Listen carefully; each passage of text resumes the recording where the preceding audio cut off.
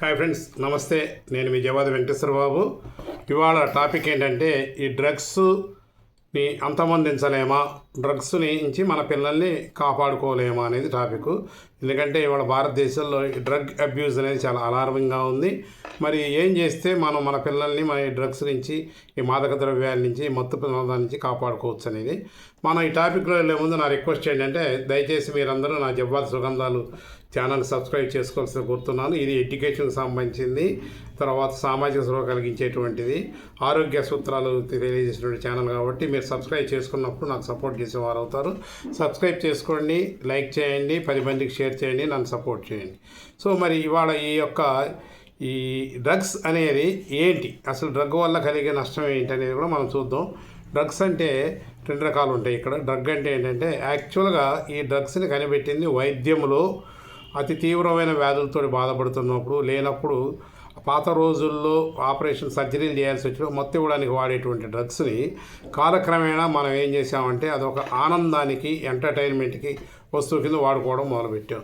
ఒకప్పుడు విచ్చలవిడిగా మన ప్రాంతాల్లో, గ్రామాల్లో కూడా గంజాయి ఉండేది. ఆ సాధువులు అట్లాంటి వాళ్ళు గుళ్ళల్లో ఉన్నప్పుడు ఉక్కా పీల్చుకుంటూ తిరిగేవాళ్ళు. కానీ అది ఎక్కడికి వెళ్ళిపోయిందంటే ఇవాళ విద్యా వ్యవస్థలో కూడా పాతుకుపోయింది. సో 10వ తరగతి, 7వ తరగతి, 8వ తరగతి, 9వ తరగతి, 10వ తరగతి పిల్లలు చదివే హై స్కూల్స్ దాకా, మారుమూల గ్రామాల దాకా వెళ్ళిపోయింది. సో ఒక పక్క ప్రభుత్వం చాలా తీవ్రంగా ప్రయత్నిస్తాయి. మన తెలుగు 2 రాష్ట్రాల్లో ముఖ్యమంత్రి రేవంత్ రెడ్డి గారు రాగానే ఫస్ట్ దీని మీదే టాస్క్ పెట్టారు. అవతలకి వెళ్తే ఆంధ్రప్రదేశ్లో చంద్రబాబు నాయుడు గారు కూడా దీని మీదే దృష్టి పెట్టారు. ఈగల్ టీమ్స్ను ఫామ్ చేశారు.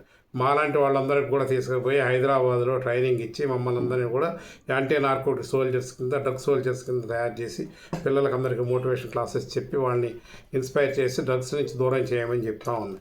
కొన్ని కోట్ల రూపాయలు ఖర్చు పెట్టి ప్రభుత్వం ఇంత పెద్ద కార్యక్రమం తీసుకున్న కారణం ఏంటంటే మన పిల్లలు చెడిపోకుండా ఉండాలి, మన పిల్లలు అనారోగ్యవంతులు కాకూడదు, మన కుటుంబాలు ఆర్థికంగా దెబ్బతినకూడదు, మన పిల్లలు మరణం దాకా వెళ్ళి కుటుంబానికి బాధ కలిగించకూడదు అనే ఉద్దేశంతో ప్రభుత్వాలు దీన్ని చాలా పెద్ద ఎత్తున చేస్తూ ఉన్నాయి. మరి మన పాత్ర ఏంటి? సో మన పాత్ర ఏంటంటే మన పిల్లల్ని మనం కనిపెట్టుకొని ఉండాలి. So before going to the topic, అసలు డ్రగ్స్ అంటే చూద్దాం. డ్రగ్స్ 2 రకాలు ఉంటాయండి. ఒకటి ఏంటంటే ప్రకృతి సిద్ధంగా దొరికేటువంటి ఈ మత్తును కలిగించే మొక్కలు, లేక మొక్కల యొక్క ఉత్పత్తులు, అదే గంజాయి అవ్వచ్చు, లేదంటే మనందరికీ తెలుసు నల్లమందు చెక్క అని చెప్పి గసగసాలు చెక్క ఉండేది, దాంట్లోంచి ఓపియం అంటారు, ఓపియం, తర్వాత హ్యాషెస్ అని తీస్తూ ఉంటారు. ఇక ఈ గంజాయి మీరు అందరూ చూశారు. గంజాయి మనందరం ఎప్పుడో ఒకప్పుడు చూసే ఉంటాం. మన హిందూ సాంప్రదాయంలో దాన్ని ఏం చేసేవాళ్ళు అంటే అది శివాలయాల్లో ధూపం వేయడానికి అట్లా వాడేవాళ్ళు ఆ రోజుల్లో. ఆ తర్వాత గంజాయి అయిపోయింది, విస్తృతం అయిపోయేసరికి ఇప్పుడు ప్రభుత్వాలు దాన్ని బ్యాన్ చేసి దాన్ని రిస్ట్రిక్షన్ పెట్టి వాడేవాళ్ళ మీద చర్యలు తీసుకుంటారు. సో ఈ వృక్ష సంబంధమైనవన్నీ కూడా మనలో అది తీసుకున్నప్పుడు ఒక రకమైనటువంటి నాడీ వ్యవస్థ మీద పనిచేసేవి కొన్ని ఉంటాయి, మెదడు మీద పనిచేసి ఉంటాయి. సో మనం ట్రాన్స్లోకి తీసుకెళ్ళిపోయి ఏదో వేరే లోకంలో మనం విహరిస్తున్నటువంటి అనుభూతి కలిగించి మనకి అంటే ఒక రకమైన ఆనందాన్ని ఇస్తూ ఉన్మాద స్టేజ్కి తీసుకెళ్ళిపోతుంది. సో అది ఎట్లా అయిపోతుందంటే ఒకసారి దానికి అలవాటు పడ్డాక మళ్ళీ దాన్ని విడిచి ఉండలేని స్థితికి వస్తుంది. సో బేసిక్గా ఏంటంటే ఫస్ట్ ఎవరైనా ఏం చేస్తుంటే టెస్ట్ చేయడానికి ప్రయత్నం చేస్తారు. అదేంటి, అవుట్ ఆఫ్ యాంగ్జైటీ, కుతూహలంతో అదేంటో చూద్దాం, అదేంటో ఉందంట, అందరూ పీలుస్తూ ఉన్నారు, అందరు తింటా ఉన్నారు, అందరూ తాగుతారు ఏంటని చెప్పి ముందు టెస్ట్ చేస్తాం. టెస్ట్ చేసాక ఏమైపోద్ది, ఆ టేస్ట్ నచ్చి టేస్ట్కి అలవాటు పడతాం. టేస్ట్ నుంచి ఏం చేస్తాం, దాన్ని హ్యాబిట్ కింద మార్చుకుంటాం. హ్యాబిట్ నుంచి ఏమైపోతుంది, అది వీక్నెస్ అయిపోద్ది. ఈ వీక్నెస్ నుంచి ఏమైంది, హ్యాబిచువల్ కింద మారిపోద్ది. అంటే అది ఒక బలహీనత కింద మారిపోద్ది. బలహీనత నుంచి లాస్ట్ స్టేజ్కి ఏమి వెళ్ళిపోతాం, 6వ స్టేజీ అడిక్షన్కి వెళ్ళిపోతాం, బానిస అయిపోతాం. అంటే ఊరికనే ఏంటి ఇలా ఉంది అని ఇట్లా నాలుక మీద టచ్ చేసి చూసింది ఏమైపోయిందంటే అది లేకపోతే బతకలేనటువంటి బలహీన స్టేజ్కి తీసుకొస్తూ ఉంది మనల్ని. ఒక టీయో, ఒక కాఫీ, ఒక సిగరెట్, ఒక ఆల్కహాల్ కంటే ప్రమాదభరితమైన స్టేజ్కి తీసుకెళ్తాం. సో దీనికి చాలా రకాల కారణాలు ఉన్నాయి. ఇవాళ భారతదేశంలో అమ్మే డ్రగ్స్ భారతదేశంలో తయారయ్యేటి కావు. కొంత తయారైనా కూడా ఎక్కువగా కూడా ఇవాళ మన దేశ యువతని నిర్వీర్యం చేసి దేశాన్ని లోపరుచుకోవాలని చెప్పి విదేశీ శక్తులు ఈ డ్రగ్స్ మనకు సప్లై చేస్తూ ఉన్నాయి. ఒకప్పుడు హై సొసైటీలోనే డ్రగ్స్ ఉండేవి. సినిమా ఫీల్డ్ వాళ్ళు బాగా కోటేశ్వర్లు డ్రగ్స్ వాడుతారు, హుక్కాలు పీలుస్తూ ఉన్నారు, పబ్బుల్లో వాడుతున్నారు. అక్కడి నుంచి మిడిల్ క్లాస్కి వచ్చి మిడిల్ క్లాస్ నుంచి లోయర్ క్లాస్కి వెళ్ళిపోయింది. ఏ స్కూల్ దగ్గరికి వెళ్ళినా, ఏ కాలేజ్ దగ్గరికి వెళ్ళినా కూడా ఏం చేస్తారంటే ఈ పెడ్లర్స్ ఉంటారనమాట, డ్రగ్స్ని సప్లై చేస్తూ అమ్మడానికి. సో వాళ్ళు ఏం చేస్తారంటే ఆ స్కూల్లో ఎవరు యాక్టివ్గా ఉన్నారు, ఎవరు క్లాసుకి వెళ్ళకుండా గోడల మీద కూర్చొని చెట్ల కింద కూర్చొని నలుగురిని వేసుకుని ఫ్రెండ్షిప్గా ఆవారా తిరుగుతారు. వాడిని పిలిచి వాడికి ముందు మాయ మాటలు చెప్పి ఫ్రెండ్షిప్ చేసుకొని ఒక చాక్లెట్ ఇస్తారు. వాడు ఆ చాక్లెట్ తిన్నాక ఏమైంది అంటే అన్న ఇది బాగుందన్న అని రెండో రోజు అడుగుతారు. రెండో చాక్లెట్ ఇచ్చినప్పుడు తమ్ముడు ఇది ఫ్రీగా రావట్లేదు, కొద్ది ఖరీదు ఎక్కువ ఉంటాయి అని చెప్తారు. ఎంత అంటే 100 రూపాయలు. వీళ్ళు ఏం చేస్తారు, 100 రూపాయలకి రకరకాల మార్గాలు వాళ్ళు చేయాలి, ప్రయత్నం చేయాలి. చేస్తూ వీడేం చేస్తారంటే అక్కడితో కొంచెం ఈ వెనకాల ఒక బ్యాచ్ని వేసుకొని ఉంటాడు కదా, లైక్ మైండెడ్ పీపుల్, వాళ్ళని కూడా పట్టకరమ్మంటారు. మీ ఫ్రెండ్స్ని కూడా పట్టకరా, మీ ఫ్రెండ్స్ కూడా ఇస్తామంటే అందరికీ మొదటి రోజు శాంపిల్ ఫ్రీ, గుర్తుపెట్టుకోండి ఆఫర్. సో ఆ శాంపిల్ ఫ్రీ తీసుకొని వాళ్ళ ఫ్రెండ్స్ అందరికి కూడా ఒకరు 1 by 1, ఒకరు 10 మంది 100 మంది అయ్యి, సో ఈ చక్రవడ్డీ టైపు లేకపోతే మన దాన్ని ఏమంటారు అమీబా విభజన జరిగితే ఎట్లా పెరుగుద్దో 2, 4, 4, 8 అయినట్టు ఆ పిల్లలందరికీ స్ప్రెడ్ చేసి తర్వాత డబ్బులు మొదలు పెడతారు. డబ్బులు మొదలు పెట్టాక ఏమవుతుందంటే అసలు సమస్య ఇక్కడ మొదలైంది. మొదటి రోజు వాడు ఆ చాక్లెట్ తినడానికి మనం అనుకున్నాం కదా హ్యాబిచువల్ ఇప్పుడు బలహీనతకు వచ్చేసాడు. ఇంట్లో దొంగతనాలు చేయడం, అమ్మకి నాయనకి చెప్పకుండా చేయడం, వస్తువులు తీసుకెళ్ళి అమ్ముకోవడము, లేకపోతే ఫ్రెండ్స్ దగ్గర అప్పులు చేయడము, ఇవన్నీ చేస్తే లేకపోతే ఆన్లైన్లో లోన్లు తీసుకోవడం చేస్తారు. ఇవన్నీ అయిపోయా నెక్స్ట్ స్టేజ్ ఏంటి, ఇంట్లో బంగారం కానీ అన్నట్టు దాన్ని తీసుకెళ్ళి అమ్మేసుకోవడం, ఇంట్లో మిక్సీ లాంటి కుక్కర్ లాంటివి ఉంటే వాటిని తీసుకెళ్ళి అమ్మేసుకోవడం. ఇవన్నీ అయిపోయాక లాస్ట్ స్టేజ్ ఏంటంటే రోడ్డు మీద చైన్ స్నాచింగ్లు, దొంగతనాలు, బర్గర్లు, ఎవరో ఇళ్ళకి తాళాలు వేసి ఉంటే వాటిని కూడా చేసేసి పద్దరు కొట్టి ఆ డబ్బులు తీసుకెళ్ళి ఈ వీళ్ళకి ఇచ్చి ఆ మందుకి అలవాటు పడి ఉంది. సో ఇంకా లాస్ట్ స్టేజ్కి ఏమైపోద్దంటే అది లేకుండా ఉండలేని స్టేజ్కి వచ్చేస్తారు. కనీసం రోజు వీళ్ళు ఏం చేస్తుంటే ముందు మనకు ఈ 5 రూపాయల చాక్లెట్ ఇచ్చి 1000 రూపాయల ఇంజక్షన్ దాకా తీసుకెళ్తా ఉన్నారు మనల్ని. సో ఇమ్మీడియట్లీ కిక్ వచ్చేటువంటి ఏంటంటే ఇంజక్షన్ వేసుకుంటే వస్తుంది, 4 కింద పెట్టుకుంటూ వస్తుంది. సో ఎన్ని రకాలు ఉన్నాయంటే మాకు ట్రైనింగ్లో చెప్తే ఆశ్చర్యపోయాం. మామూలుగా గంజాయి లేదా హ్యాషెస్, ఓపియం అనేది ఇన్ని రకాలుగా వస్తుందా అనేది ప్యాచెస్ వచ్చాయి. ప్యాచ్ ఇట్లా ధరించుకుంటే మనకు బ్లడ్ తీసి ఒక స్టిక్కర్ అంటించారు. అట్లాంటి స్టిక్కర్ అంటించుకుంటే కూడా మన శరీరంలోకి మొత్తం వెళ్ళిపోతుంది. కొంతమంది ఏం చేస్తారు, ఇక్కడ తంబాకు పెట్టుకున్నట్టు నా పెనం కింద పెట్టుకుంటాను. కొంతమంది ఏం చేస్తారు, వాసన పీల్చేటండి. కొంతమంది ఇట్లా స్టిప్ పెట్టుకుంటూ ఉన్నారు. కొంతమంది ఇంజక్షన్లు వేసుకుంటూ ఉన్నారు. ట్యాబ్లెట్స్ వచ్చాయి ఫార్మ్ చూస్తే చిన్న ట్యాబ్లెట్లా ఉంది ట్యాబ్లెట్లా, కానీ పెరుగుతున్న కొద్దీ ఆ క్వాంటిటీ తగ్గుతున్న కొద్దీ కాస్ట్ పెరుగుతూ ఉంటుంది. కాస్ట్ పెరుగుతుందంటే దాని పవర్ పెరుగుతున్నట్లే పూర్తిగా మన అడిక్షన్ అయిపోతుంది. సో ఈ రకంగా మన పిల్లల్ని వాళ్ళు ట్రాప్ చేసుకోవడానికి కారణం ఏంటంటే మన ఆర్థిక వ్యవస్థ యువత నిర్వీర్యం అయిపోతే ఆర్థికంగా దెబ్బతింటాము. ప్రపంచం ముందుకెళ్ళాలంటే చాలా కష్టం అవుతుంది. భారతదేశం వాళ్ళ స్పీడ్గా అభివృద్ధి చెందుతూ ఉంది.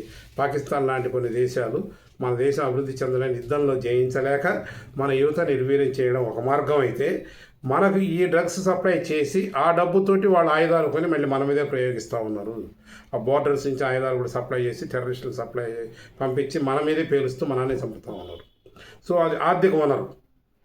ఇంకోటి ఏంటంటే ఈ ప్రపంచంలో 3 ప్రాంతాలు ఉన్నాయండి డ్రగ్స్కి సప్లై చేసేటి.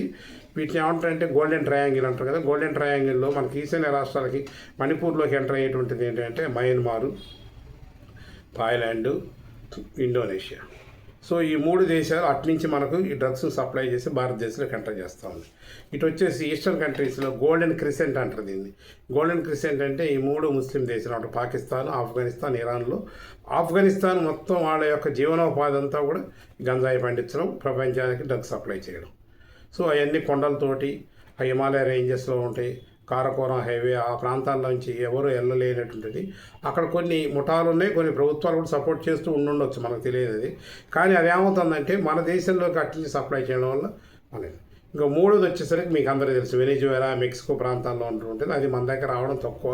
దాని మీదే ట్రంప్ గారు అక్కడ సీరియస్ అయిపోయి మెక్సికోకు వార్నింగ్ ఇచ్చి వెనిజువేలాలో డ్రగ్స్ సప్లై చేస్తుంది ఆ దేశ అధ్యక్షుడినే తీసుకెళ్ళిపోయారు. సో ఈ రకంగా ప్రపంచానికి ఈ యొక్క గోల్డెన్ ట్రయాంగిల్ దేశాల నుంచి విపరీతమైనటువంటి డ్రగ్స్ సప్లై అవుతూ ఉన్నాయి. ఈ డ్రగ్స్నే మనం ఏమంటాము, మత్తు పదార్థాలు అంటాము, లేదంటే నిషా కల్పించేటి అంటాము.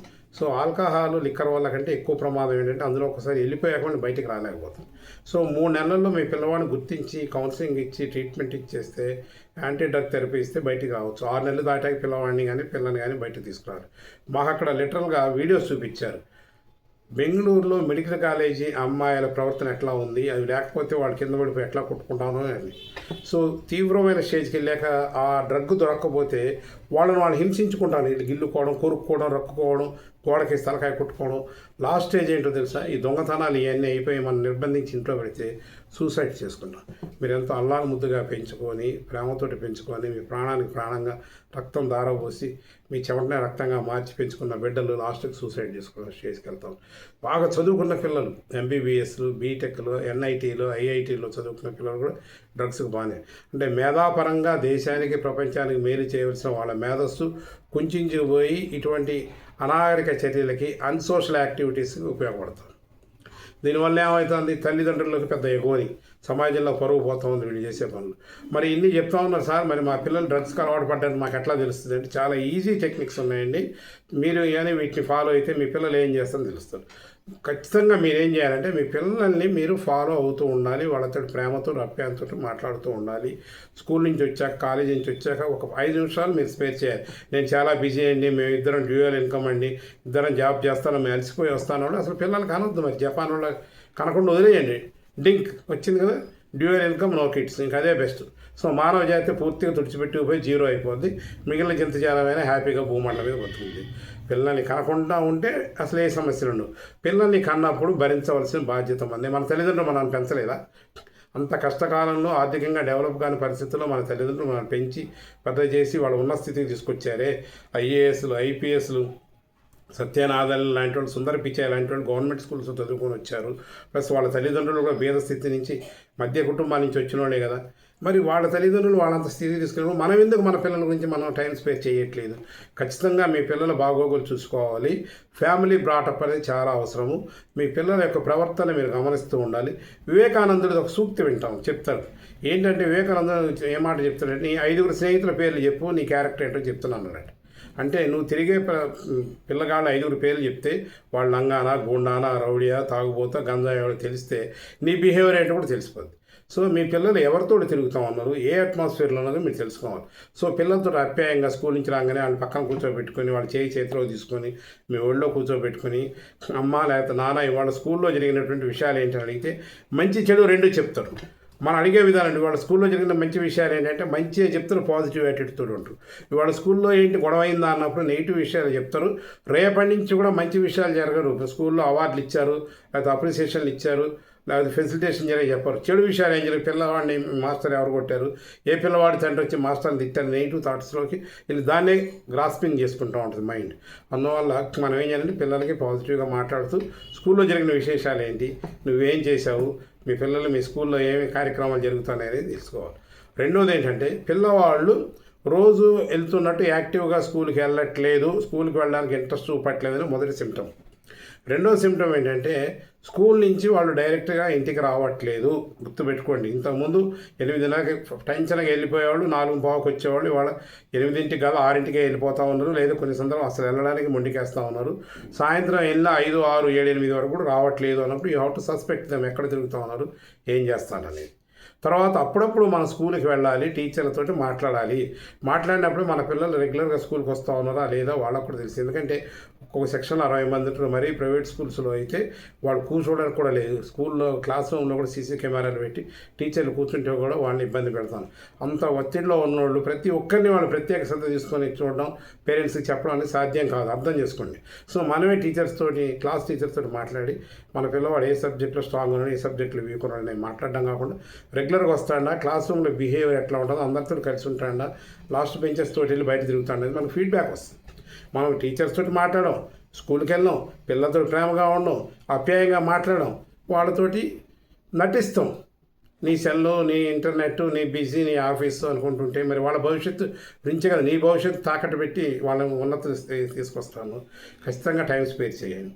తర్వాత వాడు స్కూల్కి రావట్లేదంటే ఎక్కడికి వెళ్తా ఉన్నాడు, ఎవరితో తిరుగుతాడో కూడా అబ్జర్వ్ చేసుకోవాలి. వీళ్ళకి కొన్ని స్పెసిఫిక్ ప్లేసెస్ ఉంటాయి, రైల్వే స్టేషన్స్, లేకపోతే అండర్ బ్రిడ్జీలు, రైలు పట్టాలు, శిథిల భవనాలు, కాలేజీలకి బయట నుండి తుమ్మ చెట్లు, ఇటువంటి చోట వీళ్ళు వెళ్ళి చేస్తూ ఉన్నారు. గ్రౌండ్ ఉంటుంది, గ్రౌండ్లోకి వెళ్ళరు, ఎక్కడో గ్రౌండ్లో క్రికెట్ గ్రౌండ్లోనూ స్టేడియంలోనూ ఎక్కడో మూల కూర్చొని ఉంటారు అన్నప్పుడు మీరు సస్పెక్ట్ చేయాలి. ఇంకా అన్నింటికంటే ఇంపార్టెంట్ అంటే, పిల్లలు ఇంత ముందులా ఉత్సాహంగా ఇంటికి వచ్చి అమ్మా నాన్న నాకు స్నాక్స్ పెట్టి కాళ్ళు కడుక్కోవడం చేయడం ఉండదు. ఆ షూ ఇప్పరు, సాక్స్ ఇప్పరు, డ్రెస్ ఇప్పరు, బ్యాగ్ అక్కడ పడేసి డైరెక్ట్ షూ తోటి వెళ్ళిపోయి గదిలోకి వెళ్ళి తలుపు వేసుకొని లోన్లీనెస్గా పడుకుంటా ఉన్నారంటే బ్రహ్మాండంగా వాళ్ళు అడిక్ట్ అయిపోయినట్లు లెక్క. సో నువ్వు వాళ్ళకి ఇష్టమైంది నీకు జున్ను చేశాను, లేకపోతే నీకు చికెన్ పకోడీ చేశాను అన్నా కూడా వాళ్ళు రారు బయటికి. రావట్లేదు అంటే వాళ్ళు ట్రాన్స్లో ఉన్నారు, వాళ్ళ కాన్సన్ట్రేషన్ ఇక్కడ లేదు. ఈ యొక్క అంటే ఈ భూతలం మీద ఉన్నటువంటి ఆ ఆనందాన్ని వాళ్ళు ఆస్వాదించట్లే, ఇహలోక ఆనందానికి వెళ్ళిపోయారు. ఫస్ట్ కాదు, అది మిడిల్ సస్పెషన్ అనమాట. ఎప్పుడైతే పిల్లలు ఇట్లా బిహేవ్ చేస్తారో, లోన్లీనెస్గా ఉండాలనుకుంటారో, చీకటి గదిలో ఉండడానికి ప్రయత్నిస్తారో, తిండి తినడానికి ఇంట్రెస్ట్ చూపట్లేదు, స్నానం చేయడానికి ఇంట్రెస్ట్ చూపట్లేదు, మీరు వాళ్ళు ఖచ్చితంగా వాళ్ళతోటి మాట్లాడాలి, వాళ్ళ ప్రేమ చూపించాలి. వాళ్ళ అవసరమైతే అక్కడి నుంచే మీరు కౌన్సిలింగ్ స్టార్ట్ చేయాలి. మీరు చేయొద్దు కౌన్సిలింగ్, తీసుకెళ్ళండి థెరపిస్ట్ దగ్గర తీసుకెళ్ళండి. పోలీసు వాళ్ళు సెంటర్లు పెట్టారు, యాంటీ డ్రగ్ థెరపీ సెంటర్స్ ఉన్నాయి, క్లినిక్స్ ఉన్నాయి, అక్కడ తీసుకెళ్ళి మాట్లాడి. ఒకవేళ ఆ స్టేజ్ కూడా దాటిపోయి ఉంటే, మీ ఇంట్లో చిన్న దొంగతనం జరిగినప్పుడు నా బిడ్డ అట్లాంటి వాడు కాదు, నేను పెంచాను, చాలా నిజాయితీ, నా బిడ్డ అసలు అట్లాంటి చెయ్యడు అని మీకు మీరు సెల్ఫ్ సర్టిఫికేట్లు ఇచ్చుకుంటే ఇది అంతం కాదు. సో ఖచ్చితంగా మీరు సస్పెక్ట్ చేయాల్సింది ఇంట్లోంచి చిల్లర పైసలు పోతున్నాయి, నోట్లు పోతున్నాయి, లేకపోతే ఏటీఎంలోంచి డబ్బులు రాయితున్నాయి, లేకపోతే ఖరీదైన వస్తువులు పోతున్నాయి, తర్వాత ఇంట్లోంచి బంగారం కూడా పోతా ఉందనే స్టేజ్ వచ్చినప్పుడు మీరు అనుమానించాలి. తర్వాత పిల్లవాడి కళ్ళ కింద నల్ల మచ్చలు వచ్చేసింది, కళ్ళు ఎర్రగా అయిపోయింది, పాలిపోయినట్టు, తినట్లేదు, పెట్టిన బాక్స్ పెట్టినట్టే పట్టుకొస్తాను, బుక్స్ కూడా తీయట్లేదు, బట్టలు మాసిపోయి ఉంటాను. ఇవన్నీ కూడా సిమ్టమ్స్ తెలియజేస్తాయి. ఇంకా సివియర్ స్టేజ్ ఏంటంటే స్కూల్కి వెళ్ళమన్నా, కాలేజీకి వెళ్ళమన్నా ఆ గదిలోంచి బయటకు రాకపోవడము, బయటకు వచ్చినా కూడా డబ్బులు లేకపోతే అక్కడికి వెళ్తే వాళ్ళు అప్పులు చేసి ఉంటారు, లేకపోతే ఆన్లైన్ గేమ్స్ పోగొట్టుకొని ఉంటారు, ఈ బెట్టింగ్స్ పోగొట్టుకొని ఉండి ఏం చేయాలి అక్కడికి వెళ్ళి ధైర్యం చాలక ఇంట్లో ఒంటరిగా ఉన్నప్పుడు ఖచ్చితంగా వాళ్ళు డ్రగ్స్కి అడిక్ట్ అయినట్టే లెక్క. ఇంకా మీరు అబ్జర్వ్ చేయండి, వాళ్ళ దగ్గర వాళ్ళ బ్యాగులు మీరు ఎప్పుడు కూడా వాళ్ళ బ్యాగులు చెక్ చేయాలి, వాళ్ళ ముందు చెక్ చేయొద్దు. వాళ్ళ ముందు చెక్ చేస్తే కొంతమంది చేయని వాళ్ళు ఇన్సల్ట్ ఫీల్ అవుతారు. సో వాళ్ళు లేనప్పుడు బ్యాగ్ బయట పడేసి బ్యాగ్ చెక్ చేస్తే అందులో ఏమైనా స్ట్రిప్స్ ఉన్నాయా, లేకపోతే ఏమైనా ట్యాబ్లెట్స్ ఉన్నాయా, ఏమైనా పొడులు ఉన్నాయా, లేకపోతే వాళ్ళ దగ్గర ఏమైనా ఫోన్ నెంబర్లు, అడ్రస్లు ఉన్నాయా, ఎక్కడికి వెళ్తారో కూడా తెలుస్తుంది. ఏమాత్రం అనుమానం వచ్చినా కూడా మనం ఆలోచించకుండా ముందు రెమెడీకి ప్రయత్నం చేయాలి, కౌన్సిలింగ్ తీసుకెళ్ళాలి, థెరపీకి తీసుకెళ్ళాలి. ఒకవేళ గదిలో ఉండి వాళ్ళు వదిలేసినప్పుడు ఏమవుతుందంటే ఏమి తెలియక జుట్టు పీక్కోవడం, అరవడం, తల గోడకేసి కొట్టుకోవడం, కొరికేసుకోవడం, రక్తం వచ్చేట్టు వాళ్ళని గాయపరచుకోవడం, బట్టలు చింపేసుకోవడం చేసుకోవడం, అది ఉన్మాద స్థితికి వెళ్ళిపోయినట్టు, అంటే అడిక్షన్, బానిసత్వానికి వెళ్ళిపోయారు. సో అంత దాకా రానియద్దు. కొంతమంది శరీరం మీద ఇంజక్షన్లు వేసుకుంటే, బొడ్డు చుట్టూ, తొళ్ళ చుట్టూ, చేతుల చుట్టూ ఇంజక్షన్లు వేసుకుని ఉన్నాయంటే అంటే సూపర్ స్టేజ్కి వెళ్ళిపోయారంటే మామూలు గంజాయి దాటిపోయి, కొకైన్ దాటిపోయి సూపర్ స్టేజ్కి ఇంజక్షన్స్ దాకా వచ్చేసారండి. సో ఎప్పుడు మనల్ని కొట్టడానికి ప్రయత్నించడం, మనతో గొడవ పడడం, మనల్ని తిట్టడం, అన్నదమ్ములు కానీ అక్కచెల్లి కానీ అసహించుకోవడం, గదిలోకి ఎవరిని రానికపోవడం చేస్తూ ఉన్నది కూడా ఒక సిమ్టమే. సో ఈ సిమ్టమ్స్ని మీరు గుర్తుపట్టుకున్నప్పుడు వెంటనే వాటిని కంట్రోల్ చేయాలి. మీరు కనీసంగా 1 నెల 2 నెలలు డాక్టర్లు చెప్పినట్టు ఈ ప్రభుత్వ శాఖల వాళ్ళు ఏర్పాటు చేసినటువంటి యాంటీ డ్రగ్ థెరపీ ట్రీట్మెంట్ ఇప్పిస్తే ఖచ్చితంగా మీ పిల్లలు మళ్ళీ మీ చేతిలోకి వస్తారు. లేనప్పుడు మీరు ఏమి చేయలేరు. సో లాస్ట్ స్టేజ్ ఏంటంటే కొంతమంది అమ్మాయిల కథలు కూడా మేము అక్కడ మాకు చూపించారు. వాళ్ళు ఏంటంటే ఈ యొక్క పెంటానిల్ ఇంజక్షన్లకి వీటికి బానిస అయిపోయి సెక్సువల్గా కూడా స్టేజ్ దిగజారిపోయి వీళ్ళకి సపరేట్గా సిటీస్లో కొన్ని లాడ్జిల్ లాంటి రూమ్స్ లాంటివి ఏర్పాటు చేశారు. అక్కడికి వెళ్ళిపోయి ఒక అబ్బాయి ఒక 5,000 10,000 ఇస్తే ఆ డ్రగ్ తీసుకొని మళ్ళీ ఎంజాయ్ చేస్తూ వీళ్ళు శీలాన్ని కూడా కోల్పోయే స్టేజ్కి వచ్చారు. ఉన్నత కుటుంబాలు, ఉన్నత చదువులు చదివిన పిల్లలు కూడా ఇట్లాంటివి చేస్తూ ఉన్నారు. అంటే ఇక్కడ నేను ఎందుకు ఆ పదం ఆడుతూ ఉన్నానంటే, వాళ్ళు ఏదో మనం అనుకుంటే డబ్బు, వాళ్ళు చాలా గొప్ప వాళ్ళు, డబ్బు ఉన్నోళ్ళు, డాక్టర్లు చదువుతున్నారు, వాళ్ళు మనకంటే గొప్ప క్యారెక్టర్ ఏం లేదని ఇక్కడ క్యారెక్టర్కి దానికి సంబంధం. ఒకసారి మానసిక బలహీన అయితే ఉన్నత కుటుంబం అయినా, మధ్యతరగతి కుటుంబం అయినా, దిగువ మధ్యతరగతి కుటుంబం అయినా ఆ క్యారెక్టర్ని మన మనసు డామినేట్ చేసినప్పుడు బుద్ధి చెప్పింది వినకుండా తప్పుడు దారిలో వెళ్తారు. ఒకప్పుడు హుక్కాలు పీల్చేవాళ్ళే, లేకపోతే పెద్ద పెద్ద సినిమా స్టార్స్ ఈ డ్రగ్స్కి అలవాటు పడ్డది పోయి మన దాకా వచ్చేసింది. ఇవాళ మాకు తెలిసిన సమాచారం ఏంటంటే పంజాబ్లో ప్రతి 5గురిలో 4 అంటే 80% మంది డ్రగ్స్కి అడిక్ట్ అయ్యారు. ఇప్పుడు వచ్చిన గవర్నమెంట్ దాన్ని సీరియస్ తీసుకుంది. మన తెలంగాణ, ఆంధ్రప్రదేశ్ రాష్ట్రాల్లో ఏంటంటే 5గురిలో 1 డ్రగ్స్కి అలవాటు పడతా ఉన్నారు. ఇప్పుడంటే 20% మంది అలవాటు పడతారు. మనకు మెయిన్గా మనకు ఉన్న ప్రాబ్లం ఏంటంటే, మన ఈశాన్య ఆంధ్రప్రదేశ్ అంటే ఈ మాన్యం ప్రాంతాల్లో ఉన్నటువంటి రంపచోడవరం, సీలేరు, అరకు వ్యాలీలో బాగా పండిస్తూ ఉన్నారు. అటు దాని పక్కన ఉన్నటువంటి ఈ ఛత్తీస్గఢ్, ఒరిస్సా, ఏఓబి అంటే ఆంధ్ర ఒరిస్సా బోర్డర్ అనేది ఒకప్పుడు నక్సలైట్లకు నిలయం ఉన్నప్పుడు పోలీసు వాళ్ళు కానీ, ఎక్సైజ్ వాళ్ళు కానీ, రెవెన్యూ వాళ్ళు కూడా పోలేని పరిస్థితులు వాళ్ళు డ్రగ్స్ను ఆయుధంగా చేసి గంజాయి బాగా పండించారు. ఇవాళ మనకు మొత్తం దక్షిణ భారతదేశానికి, దక్షిణ ఆంధ్రాకి, లేకపోతే ఉత్తర తెలంగాణకి సప్లై అయ్యేది ఇక్కడే. బాగా ఈ చింతూరు ఏరియా నుంచి గోదావరి దాటించడం, లేకపోతే భద్రాచలం బ్రిడ్జి దగ్గర నుంచి దాటించుకొని వెళ్తూ ఉన్నారు. ఆశ్చర్యం మోటార్ సైకిల్ వేసుకొని 500 కిలోమీటర్లు 1000 కిలోమీటర్లు, ఎందుకంటే పేపర్లు చూస్తూ ఉంటాం. మాది జిల్లా కాబట్టి మా జిల్లా ఎస్పీ గారు, ఏఎస్పీ గారు, డిఎస్పీలు పట్టుకున్నటువంటి పేపర్లు వస్తుంటే చూస్తుంటే 100 కొద్ది కేజీలుగా గంజాయి పట్టుకోవడం. పిల్లవాళ్ళు మోటార్ సైకిల్ మీద తీసుకొని ఎక్కడో ఛత్తీస్గఢ్ నుంచి బయలుదేరి, ఒరిస్సా నుంచి బయలుదేరి మహారాష్ట్రకి, తమిళనాడుకి, కేరళకి, కర్ణాటకకి పట్టుకెళ్తా ఉన్నారు రిస్క్ తోటి పెడ్లర్స్. సో మీరు ఇన్ని చెప్తా ఉన్నారు కదా సార్, మరి దీన్ని ఆపొచ్చు కదా ప్రభుత్వం అంటే. ఎట్లా ఆపుతారండి? చేసేది ఎవరండి? మనమే. పండించేది మనమే, దాన్ని ప్యాక్ చేసేది మనమే, ట్రాన్స్పోర్ట్ చేసేది మనమే, రిసీవ్ చేసుకునేది మనమే, స్టాకింగ్ చేసేది మనమే, డిస్ట్రిబ్యూషన్ చేసేది మనమే, అమ్మేది మనమే. ఇన్ని పనులు చేస్తూ ఎంతో తక్కువ జనాభా కలిగిన police department, excise department, revenue department blame చేయాలి. అందులో అందరు ఆఫీసర్లు వాళ్ళు కష్టపడుతూనే ఉండొచ్చు, ఎక్కడో వచ్చాట 5% వాళ్ళు చూసి చూడటో లెథార్జికో లేదా కరప్షన్ ఉంటూ ఉండొచ్చు. కానీ వాళ్ళకి ఇదొకటే పని కాదు కదా. ఫైర్ యాక్సిడెంట్ అయితే రకాల, యాక్సిడెంట్ అయితే రకాల, 3 పిల్లలు కొట్టుకుంటే రకాలు, ఎవరైనా దూకితే రకాలు, చెట్లు పడితే రకాలు, అన్ని పనులు ఎక్కడ చేస్తారండి పోలీస్ డిపార్ట్మెంట్. మరి పోలీస్ డిపార్ట్మెంట్లో మన అన్నదమ్ములు, మన అక్క చెల్లెలు, మన బంధువులు ఉన్నారు కదా, మరి వాళ్ళు ఎట్లా చేస్తారు ఇప్పుడు ఆలోచించారా ఎంత కష్టమవుతుంది అనేది. మనం సహకరించకపోతే, మనం ఇప్పుడు చెప్పుకున్న పనులన్నీ మనం చేయకపోతే అసలు గంజాయి వ్యాపారం జరగదు కదా, మన పిల్లలు హ్యాపీగా ఉంటారు కదా. అంటే మనం సహకరించాలి. ఈ సివిలియన్స్ ఎవరైతే బాధ్యతగా ఉన్నారో, సమాజ బాధ్యతగా తీసుకున్నప్పుడు గంజాయి ఉత్పత్తి చేయొద్దు, దాన్ని స్టాకింగ్ చేయొద్దు, ట్రాన్స్పోర్ట్ చేయొద్దు, మార్కెటింగ్ చేయొద్దు, అమ్మొద్దు. అక్రమార్జనలు సంపాదించుకొని తింటే మన పిల్లలకి మాత్రం ఏమైనా మంచి చేస్తాం, మంచి చేయదండి. నేను మిమ్మల్ని అనాలని కాదు, నేను కూడా ఈ సమాజంలో ఒక బాధ్యత గల పౌరుడిని. నేను లిటరల్గా చూస్తూ ఉంటాం ఈ జ్యుడిషియరీ ఎట్లా పనిచేస్తుంది, పోలీస్ ఎట్లా పనిచేస్తూ ఉన్నారు, ఎక్సైజ్ ఎంత కష్టపడతా ఉన్నారు, రెవెన్యూ వాళ్ళు ఎంత కష్టపడతా ఉన్నారు అని చెప్పి. 24 గంటలు వాళ్ళు వెహికల్ చెకింగ్ చేస్తే అందులో ఎన్నో రకాల ఇన్సిడెంట్స్ ఉంటాయి. అందులో ఈ గంజాయి అనేది, మత్తు పదార్థం అనేది ఒక భాగమే. కానీ ఇవాళ అది భారతీయ యువతని నిర్వీర్యం చేసేస్తూ ప్రభుత్వాలు నిద్రపోనే పరిస్థితికి వచ్చింది. కాబట్టి మనందరం కూడా ప్రభుత్వ ఆదేశానుసారం మనం అనుకుంటే తలుచుకుంటే ఏదైనా చేయగలం. ఒకప్పుడు ఈ బర్త్ కంట్రోల్ మీద ఎంతో ఉద్యమం చేసి బై ఫోర్స్ చేస్తే కానీ మనం వినలేదు. ఆ తర్వాత వెళ్ళి 2 లేక 3 పిల్లలు, ఇప్పుడు 2 పోయి 1 అయ్యారు. 1 కూడా వద్దని స్టేజ్కి మనమే సెల్ఫ్ కంట్రోల్ చేసుకుని, చదువుకున్న వాళ్ళు ఉద్యోగస్తులే కాకుండా చదువులేని వ్యవసాయం చేసే పల్లెటూరు వాళ్ళు కూడా వాళ్ళిద్దరు ఒకరినే అంటా ఉన్నారు. అంటే మనం సెల్ఫ్ రియలైజ్ అయ్యాం. ఇట్లానే ఈ గంజాయి ఈ వ్యాపారంలో, డ్రగ్స్ వ్యాపారంలో మన పిల్లల్ని బతికిన మనం కూడా సెల్ఫ్ రియలైజ్, ప్రతి ఒక్కరు కూడా యాంటీ డ్రగ్స్ సోల్జర్ కింద మారి సమాజాన్ని కాపాడుతూ ప్రభుత్వానికి, పోలీస్ శాఖకి, ఎక్సైజ్ శాఖకి సహకరించాలని కోరుకుంటూ ధన్యవాదాలతో ముగిస్తున్నాను. మరొకసారి నా ఛానల్ సబ్స్క్రైబ్ చేసుకోవాల్సిందిగా విజ్ఞప్తి చేస్తాను. థ్యాంక్ యూ అన్నారు.